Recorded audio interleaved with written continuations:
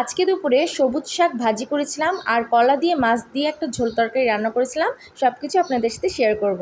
Hello everyone, welcome to my new video. কেমন আছেন আপনারা? আমি তো আলহামদুলিল্লাহ অনেক ভালো আছি।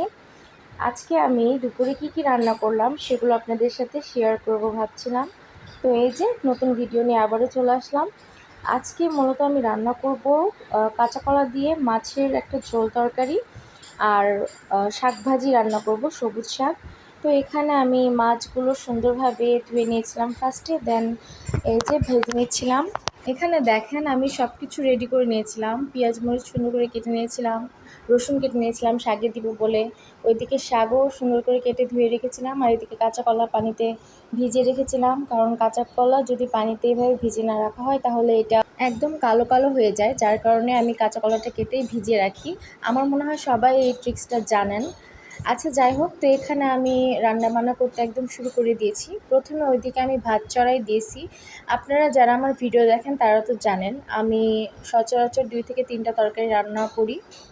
খুব বেশি 2টাই তরকারি রান্না করা হয়। তো আমি এক সাইডে তরকারি রান্না করি, অন্যদিকে ভাতটা চড়াই দিই, মানে আমার এদিকে 2টা তরকারি হতে হতে যেন ভাতটা হয়ে যায়, সেই জন্যই আমি এই কাজটা করি। তো ওইদিকে আমি ভাত চড়াই দিয়েছি। এদিকে আমি ব্লেন্ডারে পেঁয়াজ, রসুন, আদা আর কাঁচামরিচ একসাথে বেটে নিয়েছিলাম।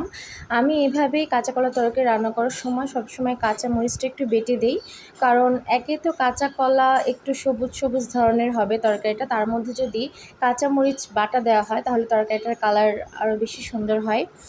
তো এই যে এখানে আমি দিয়ে দিলাম বাটাগুলো, তারপরে এর মধ্যে আমি তেল দিয়ে দিয়েছিলাম, আর এখন লবণ, হলুদ, মরিচের গুঁড়া এগুলো সব দিলাম, মানে শুকনো মশলা যেগুলো, ওগুলো সব কিছু দিয়ে সুন্দরভাবে ভুনে নিয়েছি।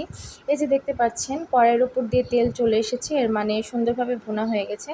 এখন এক এক করে এর মধ্যে কলাগুলো দিয়ে দিচ্ছি, আর কলার সাথে কিন্তু আমি এখানে আলুও দিয়েছিলাম কেটে কেটে।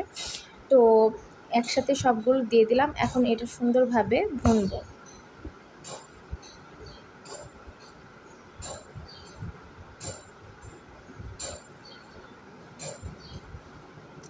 আমি কিন্তু এখানে কয়েকবার ভুনে নিব, আপনারা ভিডিওতে দেখলেই বুঝতে পারবেন। কাঁচা কলাটা কিন্তু একটু বেশি করে মাংসের মতো করে একটু কষিয়ে কষিয়ে নিতে হয়, তাহলে খেতে আরও ভালো লাগে। আমি তো বরাবরই বলে আসছি তরকারি যত বেশি কষাবেন তত বেশি এটা টেস্ট হবে। আর কাঁচা কলা যেহেতু এমনিতেই একটু স্মেল বের হয় এটা থেকে, যার কারণে আমি এটা একটু বেশি করে কষিয়ে নিলাম। এভাবে 3-4 বার আমি কষিয়ে নিয়েছি, আপনারা ভিডিও দেখলে ভালোভাবে দেখলে হয়তো বা বুঝতে পারবেন। তো এইভাবে কষিয়ে নিয়ে এর মধ্যে এখন আমি পানি দিয়ে দেবো, দিয়ে এটা ঢেকে রান্না করে নেব। এখানে একটু পরে তরকারিটা যখন বলক দিয়ে আসলো তখন আমি এটা একটু নাড়াচাড়া করে এর মধ্যে ভেজে রাখা, ফার্স্টে যে ভেজে রেখেছিলাম যেই মাছগুলো, ওই মাছগুলো এর মধ্যে দিয়ে দিলাম। এইদিকে কিন্তু আমার তরকারিটা হইতে হইতে ওইদিকে ভাতও হয়ে গেছে। তো আমি ওইদিকে ভাতের মারটা পাশে নিব, আর এই তরকারিটা আমি ওই পাশে চুলাতে দিয়ে দিব। একদম আস্তে জাল এখন দিব, এখন আর জোরে জাল দিব না। এখন আস্তে জাল দিয়ে ওই পাশে চুলাতে দিয়ে এই পাশে চুলাতে এখন আমি শাকটা রান্না করে নেব। তো এই যে ওই পাশে চুলাতে দেখতে পাচ্ছেন আমি তরকারিটা দিয়ে দিয়েছি এবং আস্তে জালও দিয়ে দিয়েছি।